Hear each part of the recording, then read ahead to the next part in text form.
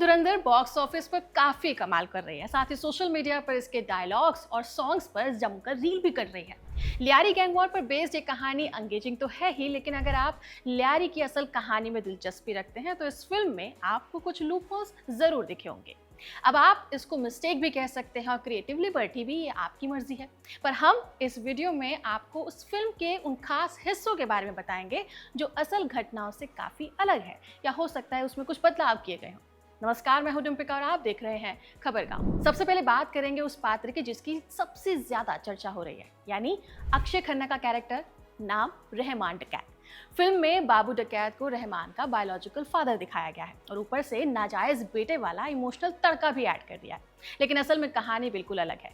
बाबू डकैत, जिसका नाम इकबाल उर्फ बाबू भाई था, वो लियारी का बड़ा गैंगस्टर जरूर था, लेकिन रहमान का बाप नहीं था। बाबू डकैत रहमान के पिता का दुश्मन था। इसी वजह से बाबू ने उसके पिता को मरवा दिया और इसी घटना ने अक्षय खन्ना यानी रहमान की जिंदगी में सबसे बड़ा मोड़ लिया। जिस उम्र में कोई लड़का पढ़ाई करता है, उसी उम्र में रहमान ने अपने पिता की मौत का बदला लेने की कसम खाई थी। मात्र 13 साल की उम्र में उसने पहली बार हत्या की थी और 19 साल की उम्र में उसने अपनी ही मां खादीजा बीबी को ही मार दिया था, क्योंकि उसे शक था कि उसकी मां का किसी और से अफेयर चल रहा है। यही वजह थी कि रहमान क्राइम वर्ल्ड में उतर चुका था। दूसरी चर्चा लियारी की पॉलिटिकल पार्टी को लेकर हो रही है। फिल्म में दिखाया गया है कि लियारी में पाकिस्तान पीपुल्स पार्टी यानी पीपीपी ही सबसे पॉपुलर और डोमिनेटिंग पार्टी रही है। ये सच है, लेकिन पूरा सच नहीं। असल में लियारी में पीपीपी के अलावा एमक्यूएम यानी कि मुत्तहिदा कौमी मूवमेंट भी काफ़ी इन्फ्लुएंशियल रही है। 1990s से लेकर शुरुआती 2000 के दशक में कराची की पॉलिटिक्स में इस पार्टी का भी दबदबा था और कई लोकलाइज्ड एरिया में उसकी खास पकड़ थी, खासकर कराची शहर में जहां उर्दू बोलने वाले मोहज़िर कम्युनिटी रहती थी। हालांकि लियारी में उसका बेस पीपीपी जितना स्ट्रांग नहीं था, लेकिन सिटी वाइड पॉलिटिक्स में एमक्यूएम हमेशा से एक बड़ा खिलाड़ी रहा है। लियारी ने कई दशकों तक पीपीपी को सपोर्ट किया, क्योंकि यहाँ के लोगों में भुट्टो फैमिली को लेकर लॉयल्टी भी थी और सोशलिस्ट पॉलिसीज के चलते भी वोटर बेस काफ़ी मजबूत रहा। 1990s के गैंग कॉन्फ्लिक्ट्स और 2000 में जो लियारी गैंग बने, उसकी राजनीति से एक अच्छी साठगांठ थी, या कह सकते हैं कि एक इम्पॉर्टेंट रोल था।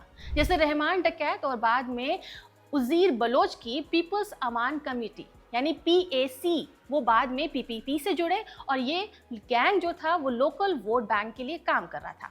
एमक्यूएम भी कराची के दूसरे जोन में एक्टिव थी, मतलब उन्हें या तो यूथ या फिर मिडिल क्लास का सपोर्ट रहा था। लेकिन इसका मतलब ये नहीं कि सब कुछ बहुत ही स्मूथली चल रहा हो। कई बार उन्हें पॉलिटिकल वायलेंस और सरकारी एक्शन तक झेलना पड़ा था, जैसे ऑपरेशन क्लीनअप। इसमें आर्मी और पार्लियामेंट्री फोर्सेस ने सीधे तौर पर उनकी पार्टी के खिलाफ एक्शन लिया था। कुछ लोग कहते हैं कि एमक्यूएम का मकसद कराची को अलग पहचान देना था और उन्हें रॉ से भी जोड़ा गया था। हालांकि कभी साबित नहीं हुआ, क्योंकि इसके पीछे कोई प्रूफ नहीं था, लेकिन इस कारण से कंट्रोवर्सी खूब हुई थी। हो सकता है कि फिल्म का ये वाला हिस्सा कुछ दर्शकों को कंफ्यूज कर दे। अब आते हैं लियारी गैंग्स पर। फिल्म में लियारी के गैंगस्टर या उनके नेटवर्क को काफ़ी छोटा और एकाध नामों में ही समेट दिया है। रहमान डकैत और उसके एसोसिएट उज़ैर बलोच को फिल्म में लगभग सेकेंड इन कमांड दिखाया गया है। स्क्रीन पर इन दो के अलावा संजय दत्त के किरदार, एसपी चौधरी असलम और अर्जुन रामपाल के किरदार यानी आईएसआई एजेंट इकबाल को ज़्यादा दिखाया गया है। कहानी इन्हीं के इर्द गिर्द चलती है, लेकिन असलियत में लियारी का अंडरवर्ल्ड कहीं ज़्यादा बड़ा है और वहाँ दूसरे कुछ ऐसे गैंग्स थे जिनका काफ़ी नाम था। लियारी में रहमान डकैत की छवि भले ही एक रॉबिन हुड की रही हो, लेकिन असल में था तो वो एक क्रिमिनल ही। 2000 के दौरान एक्सटॉर्शन, ड्रग्स ट्रेड और दूसरे क्रिमिनल नेटवर्क्स के जरिए उसने अपना इन्फ्लुएंस बढ़ाया था। उसने अपने साथ साथ उज़ैर बलोच और बाबा लाडला जैसे क्रिमिनल्स को भी जोड़ा था। बाद में इनके खुद के अलग अलग गैंग्स बन गए थे। जैसे रहमान डकैत के मरने के बाद उज़ैर बलोच ने उनकी जगह ले ली थी। उम्मीद है कि धुरंधर के पार्ट 2 की कहानी में उज़ैर के किरदार को हाईलाइट किया जा सके। इसके अलावा लियारी के अंडरवर्ल्ड में अरशद पप्पू का नाम भी काफ़ी खास रहा है। अरशद पप्पू और उसके गुट का इन्फ्लुएंस 1990s से लेकर शुरू हो चुका था और इसके साथ रहमान डकैत का एक लंबा झगड़ा भी रहा है। धुरंधर में दोनों का टकराव भी थोड़ा बहुत दिखाया गया, संभवतः ये भी अगले पार्ट के लिए छोड़ा गया हो। इसके पहले 1980s और 90s के दौर में लियारी में कुछ और क्रिमिनल नेटवर्क्स एक्टिव थे, जिसमें अरशद पप्पू के बाप हाजी लालू का नाम भी आता है।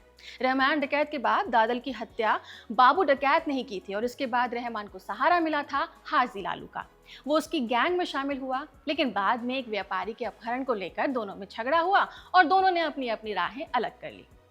फिल्म में एक और हिस्से की चर्चा है जिसे पाकिस्तानी मीडिया में खूब दिखाया जा रहा है, वो है राकेश बेदी का किरदार जमील जमाली का।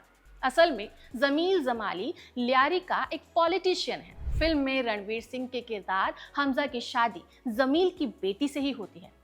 हमजा एक इंडियन स्पाई है, लेकिन लियारी में रहमान डकैत की गैंग में काम करता है, यानी कि वहाँ एक गैंगस्टर है। फिल्म इसे सबसे बड़े पॉलिटिकल क्राइम नेक्सस के रूप में दिखाती है, लेकिन हकीकत कुछ और है।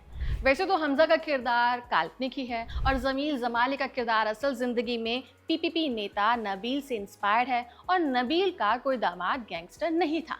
नबील के जरिए रहमान ने पीपीपी के साथ अपने संबंध बनाए थे, जो सिर्फ पॉलिटिकल गठजोड़ के लिए था, मतलब सिर्फ पैसे, वोट और लियारी के इलाकों पे कंट्रोल के लिए था। खैर, फिल्म में ये एंगल सिर्फ ड्रामा और शॉक वैल्यू के लिए जोड़ा गया होगा।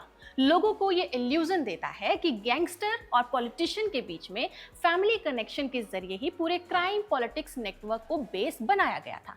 फिल्म में रहमान डकैत के बड़े बेटे की हत्या कर दी जाती है, तो उस समय जिस तरीके से पाकिस्तानी मीडिया को दिखाया गया है उसको भी लेकर भी काफ़ी चर्चा हो रही है।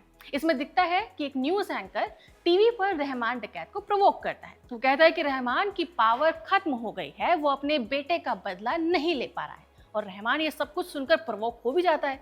लेकिन क्या असल जीवन में कोई एंकर नेशनल टीवी पर ऐसा कर सकता है, या जो व्यक्ति लंबे वक्त से अपराध जगत में है वो ऐसा करेगा? अगर नहीं तो इसे क्रिएटिव लिबर्टी के तौर पे देखा जाना चाहिए। खैर, फिल्म मेकर हमेशा से ही अपनी कहानी को मज़ेदार और ड्रामेटिक बनाने के लिए क्रिएटिव लिबर्टी लेते आए हैं। कहीं किरदार को जोड़ा जाता है तो कहीं रिश्ते बदल दिए जाते हैं। इसलिए ज़रूरी है कि हम हमेशा दोनों पक्षों को समझें, एक कि फिल्म में क्या दिखाया जा रहा है और दूसरा ये कि उसका असल इतिहास क्या कहता है। आपका इस पर क्या कहना है कमेंट सेक्शन में ज़रूर लिखिएगा। नमस्कार, मैं थी डिम्पिका और आप देख रहे थे खबर गाँव।